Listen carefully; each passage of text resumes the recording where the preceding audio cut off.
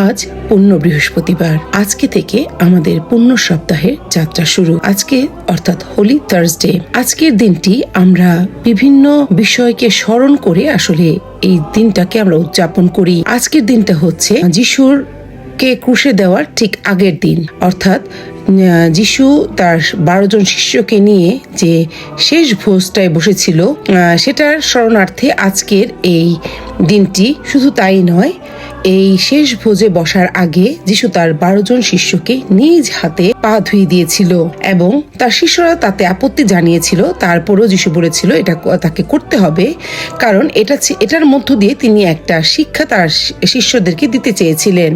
আর সেটা হচ্ছে যে আমাকে তোমরা গুরু বা প্রভু হিসেবে মানো, তো গুরু বা প্রভু হয়ে আমি যদি নিজ হাতে তোমাদের পা ধুয়ে দিতে পারি, তাহলে তোমাদের কি করা দরকার?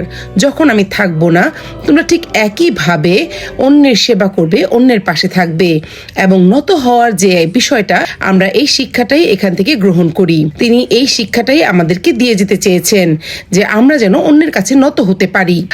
আজকের দিনে সেই বিষয়টাকে স্মরণ করে আমাদের যাজক বা ফাদারগণ 12 জন সাধারণ লোককে নির্বাচন করেন এবং নিজ হাতে তাদের পা ধুয়ে দেন। এই শেষ ভোজের মধ্য দিয়ে যিশু তার শিষ্যদেরকে তো দিয়ে গিয়েছিল।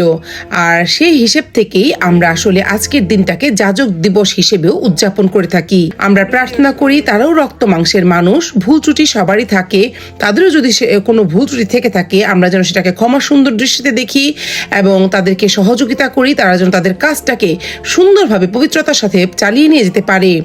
পৃথিবীর প্রত্যেকটা যাজক যে যেখানেই থাকুক সুন্দরভাবে তাদের দায়িত্বগুলোকে পালন করুক। মণ্ডলীর কাজে, খ্রিস্টের কাজে নিজেদেরকে তারা উৎসর্গ করেছে, চির সন্ন্যাস ব্রত তারা গ্রহণ করেছে। আমরা তার জন্য তাদের প্রতি কৃতজ্ঞ।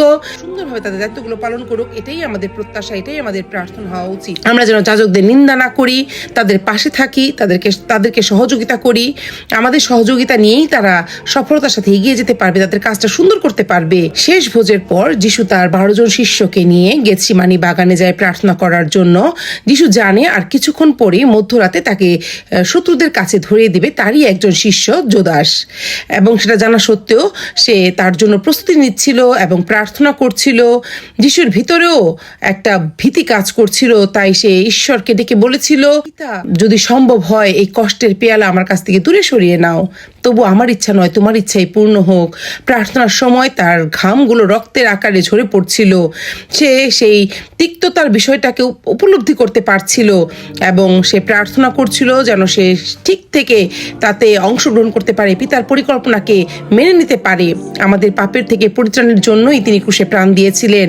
এবং ঠিক গেতসেমানি বাগান থেকে রাত 12টার সময় তাকে শত্রুরা ধরে নিয়ে যায় এবং তারপর তাকে ক্রুশবিদ্ধ করা হয়।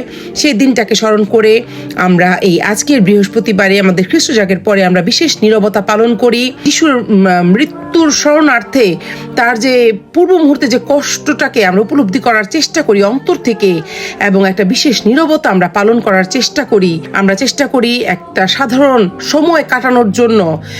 সেই শনিবারের আগ মুহূর্ত পর্যন্ত আমরা সেই সময়টাকে ধ্যানের মধ্য দিয়ে, প্রার্থনার মধ্য দিয়ে, আমরা উপবাসের মধ্য দিয়ে কাটানোর চেষ্টা করি। তার এই পুনরুত্থানের মধ্য দিয়ে আমরা যেন সমস্ত জরাচীর্ণতা থেকে, অসারতা থেকে, অন্যায় থেকে আমরা যেন পুনরুত্থিত হতে পারি, সুন্দর জীবনযাপন করতে পারি।